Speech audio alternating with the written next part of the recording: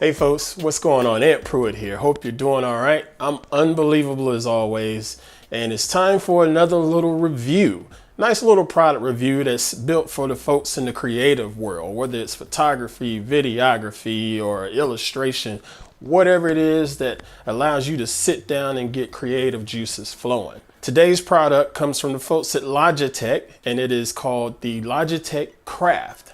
The Logitech Craft, this is a keyboard that is supposed to be designed specifically for creative artists. I was able to get my hands on one of these back in October when I attended Adobe Max, but I had gotten a little bit busy and couldn't really give it a proper review until earlier in the year. Now, let me go ahead and be upfront with you. My experience with this thing was not very good initially. Okay, so when I first tried it out back in, I don't know, maybe January or February of this year, it had some issues with just getting set up. At the time, I wasn't running my existing computer, but it wasn't like my existing computer was a total slouch. And all this thing was doing was using a USB unifying connector to connect wirelessly to my computer and run a little bit of proprietary Logitech software to give you all of these extra bells and whistles. None of that stuff sounded too complex, but for whatever reason, this device just didn't want to work right. With that said, I went ahead and tried it out anyway, noting the issues with the software that comes with it. The idea of the Craft Keyboard is it allows you to jump into creative apps, specifically a lot of the Adobe Creative Cloud apps, Photoshop, Lightroom, InDesign, and even some Microsoft applications. But it allows you to jump inside of those apps and get a little more intuitive functionality with the use of this thing they call the crown. So if you look at it, the crown is this little dial on the upper left corner of the keyboard.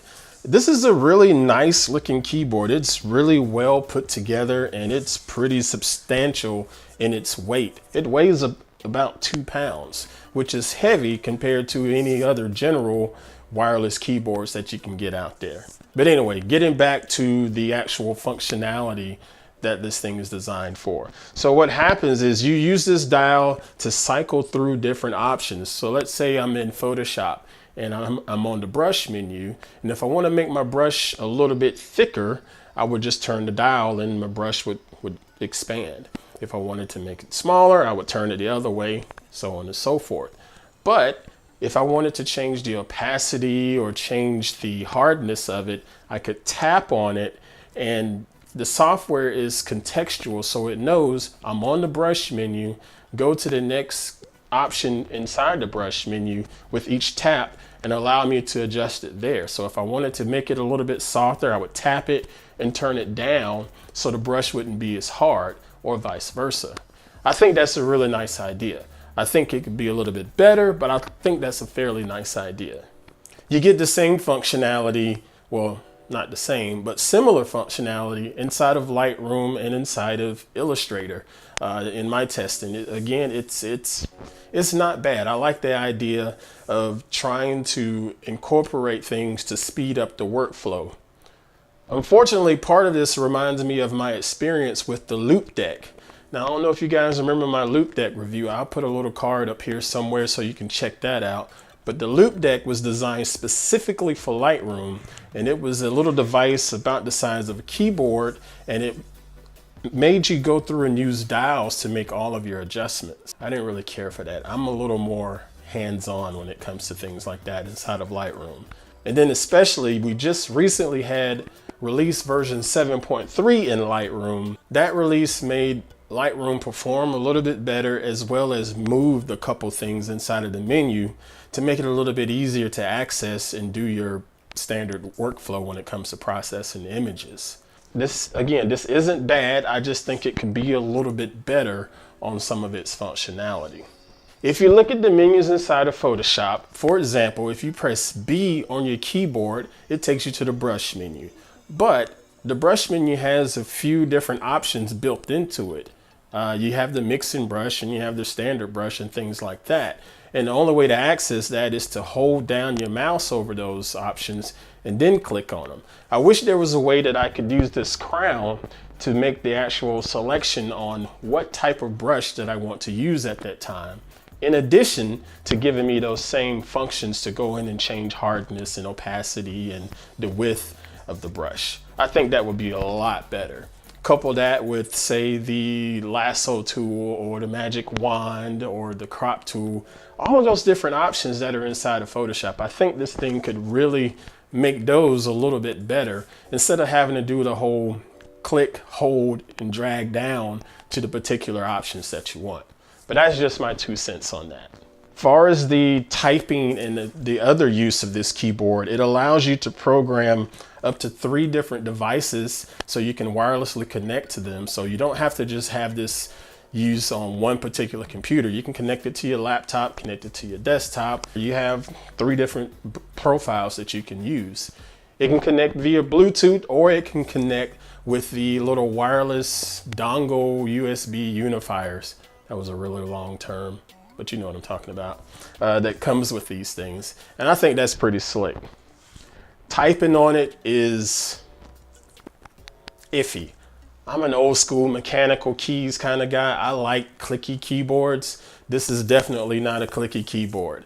In addition to doing videos and photography, I also like to write. So I spend a lot of time writing articles and blog posts and things of that nature. So I like to have my keyboard to feel comfortable while I'm typing. This feels okay. It's not my favorite keyboard when it comes to typing, but I do like that it's really quiet. You can't hear me typing on it, but I miss the extra travel that my fingers get when using a mechanical keyboard. The crown is really, really sensitive to touch. There's a few times where I'm typing or just resting my left hand while I'm looking at something inside of Premiere or what have you, and the tip of my finger happens to tap that crown key and it will activate a function. I didn't like that. It sort of got on my nerves. Battery life varies on the Logitech Craft because yeah, it is wireless. I've been able to get just about a week of use before I have to actually charge this thing up one evening.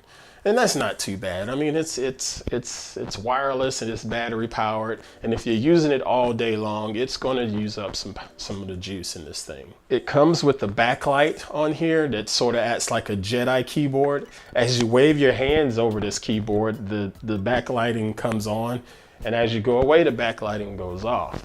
I think that's a pretty neat, nifty little feature, if you will, but it's not necessary. In conclusion, I think the Logitech Craft Keyboard is a really nice device, and it's a nice attempt to get creative artists through their different creative tasks a little more efficiently and effectively.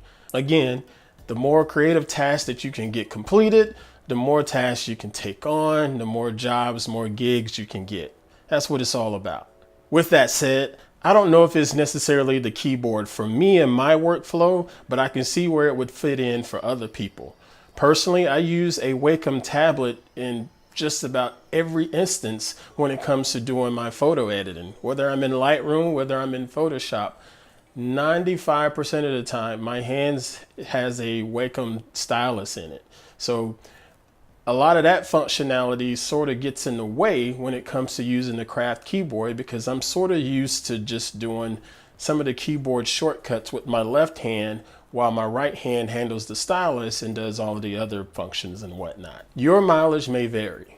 You can get the Logitech Craft keyboard for $200 over on Amazon. I will leave an affiliate link below in the bottom of this video, so be sure to check it out if you're interested. Clicking on that link not only allows you to purchase that keyboard, but it also allows you to support me as an Amazon affiliate. So I appreciate that support.